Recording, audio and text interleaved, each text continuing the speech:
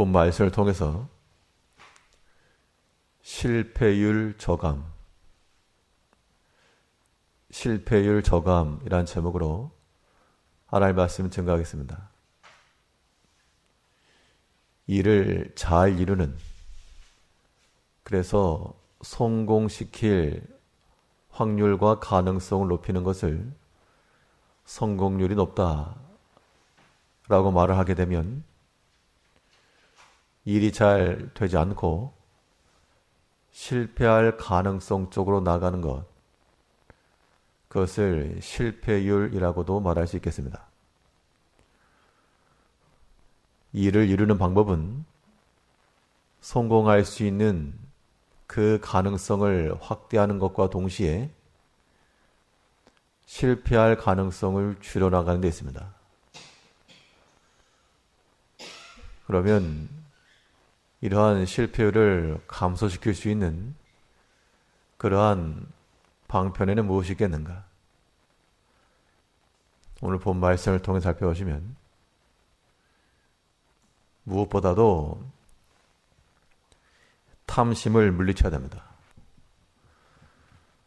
사람의 마음에 들어오는 온갖 종류의 탐심이 우리의 눈을 가리우고 판단을 흐리게 하기 때문에 탐심에 기인한 모든 생각과 판단과 결정에는 성공처럼 보이나 궁극으로 실패하게 되는, 실패율을 높이는 원인이 되고 만다는 겁니다. 오늘 본문 1절 말씀에서 내가 관원과 함께 앉아 음식을 먹게 되거든 삼가 내 앞에 있는 자가 누구니 생각하며 내가 만일 탐식자여든 내 목에 칼을 둘 것이니라. 관원과 함께 앉아서 식사를 할 때에 그 앞에 있는 것, 이 개역 성경에서는 내 앞에 있는 자, 사람으로 이렇게 표현이 되어 있지만 다른 번역본이나 혹은 문맥을 생각해 보면 함께 앉아서 먹는 사람이라기보다는 그 앞에 놓여 있는 음식이라고 보는 것이 더 자연스러울 것 같습니다. 관원과 함께 앉아서 음식을 먹는데 그 앞에 놓여져 있는 것, 그것을 탐하는 마음으로 탐식자에게 목에다 칼을 둬라. 이 말인즉슨 주의할 것을 말하고 있습니다. 그 앞에 사람이 있건 음식이 있건 그것을 탐하는 마음을 가지고 나가게 되면 그것은 도리어 해로움이 된다.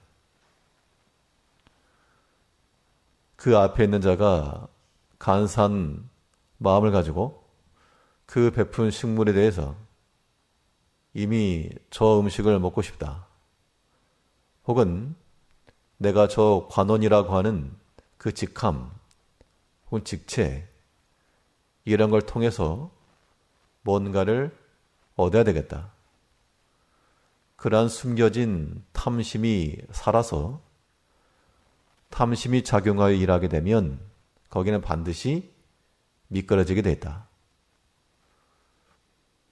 우리가 살아가면서 우리 마음속에 들어오는 온갖 종류의 탐심들이 여전히 있게 되면 그것이 우리의 목을 겨누는 칼이 되고 마는 겁니다. 그러면 어떻게 할 것인가? 탐심의 칼날이 우리에게 들어오기 전 우리의 모든 신앙의 양심과 또한 주의 말씀을 따라 그 탐심을 먼저 걷어내야 한다는 겁니다. 그런 의미에서 2절에 있는 것처럼 내가 만일 탐식자여든 내 목에 칼을 둘 것이니라. 목에다 칼을 둔다는 것은 굉장히 위험한 것이고 이것은 생사를 결정하는, 죽고 사는 문제를 눈앞에 두고 행하는 행위입니다. 결국 이 탐심이라고 하는 것은 우리를 죽일 수도 있고 때로는 이것만 잘 해결하면 살 수 있다. 이것을 우리에게 보여주고 있습니다. 성경에 말하는 대로 우리 마음속에 들어오는 그러한 탐심과 욕심이 죄의 싹이 되고 그것이 자라서 사망의 열매를 맺는다. 결국 우리가 우리 마음속에 있는 그러한 탐심을 칼로 겨누지 못하면 그 탐심이 양날의 검이 되어 우리에게 돌아와서 해롭게 하는 것이 됩니다. 그러므로 우리의 삶 가운데서 우리의 실패할 수 있는 확률, 실패를 줄이려면 탐심을 버려야 됩니다.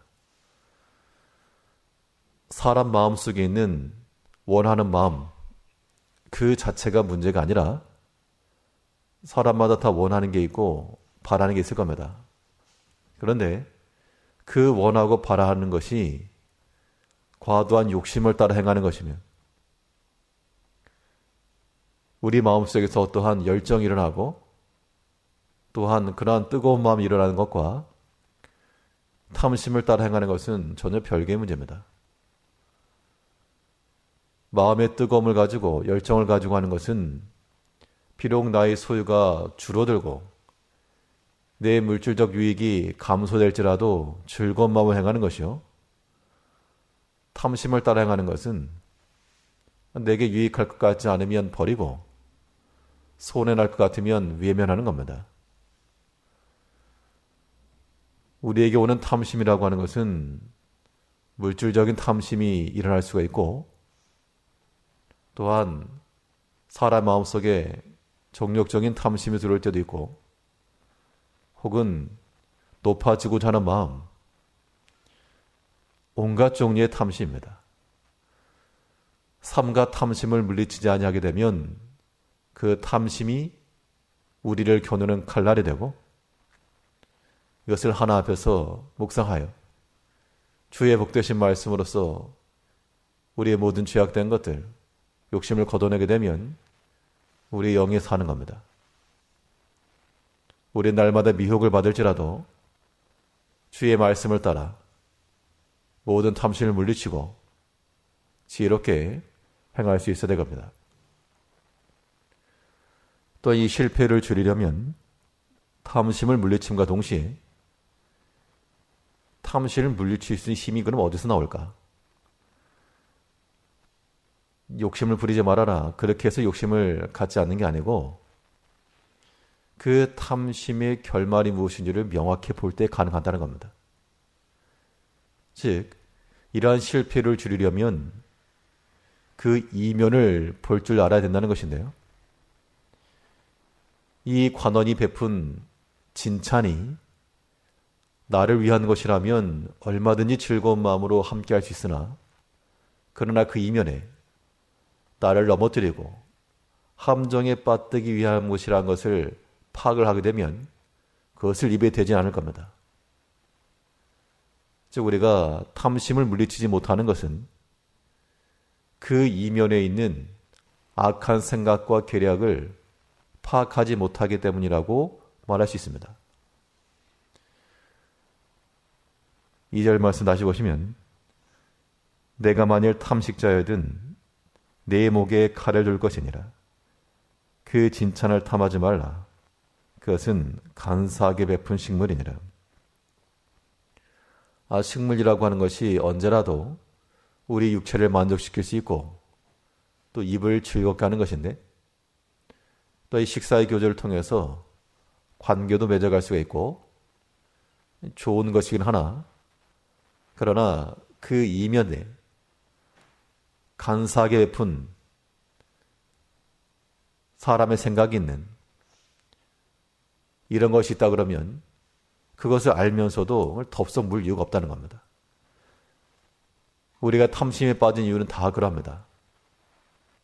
그 뒤에 있는 우리 영혼을 해롭게 하는 이런 것들을 파악하지 못하고 지금 당장의 입의 즐거움 혹은 현재의 것만 생각하다 보니까 이러한 실패의 가능성을 높이게 된다는 것인데 우리는 주의 말씀을 따라 지혜를 가지고 이러한 탐심이 내게 어떠한 결과를 가져올 것인가.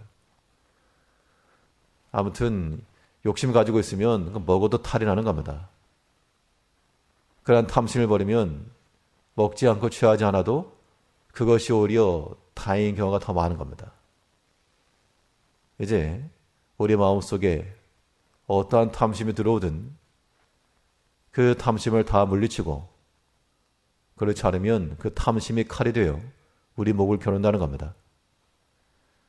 사단이 던지는 모든 미끼 가운데 그 뒤에 악한 사단의 계기가 있음을 깨닫고 그 이면을 잘 살펴서 우리가 거래할 길과 취할 것과 이것을 잘 살펴 사단이 던져주는 것은 거절하고 하나님께 주시는 것이면 그 이면에 하나님이 계시는 것이면 비록 고난과 역경이라도 감사함으로 받아들일 줄 아는 그런 지혜가 필요한 겁니다. 우리 삶 가운데 여러 가지 육신의 욕심과 탐심을 따라 실패할 가능성을 낮추고 하나님께 주시는 그런 종과 그러한 주의 말씀을 따라 하나님 기뻐하시는 대로 일을 잘 이뤄가는 지혜를 갖춘 성도님들 되시기 바랍니다. 기도하겠습니다.